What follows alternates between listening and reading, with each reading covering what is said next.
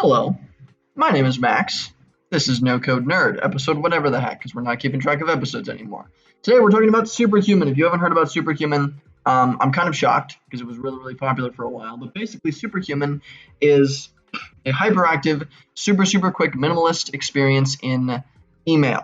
So they call it the fastest email experience ever made. Basically, they optimized the process of email down to like the most minimalist kind of thing that you can think of. I'm actually looking into getting Superhuman because I'm an email fiend. I practice in box zero, so like my email acts as a to-do list, and I've heard that Superhuman isn't for that, but it looks like it is. I don't know. I know a lot of people really rant and rave about Superhuman. It basically just makes your email experience a lot simpler, right? Everything is a lot quicker. The like load speeds and like upload speeds and send speeds and everything is just like way quicker. It's minimalist, so there's less noise, and you get a little bit of insights, as you can kind of see on the side, about whoever you're emailing for a little bit more context. So it basically just kind of ties everything together. You can set reminders and things like that.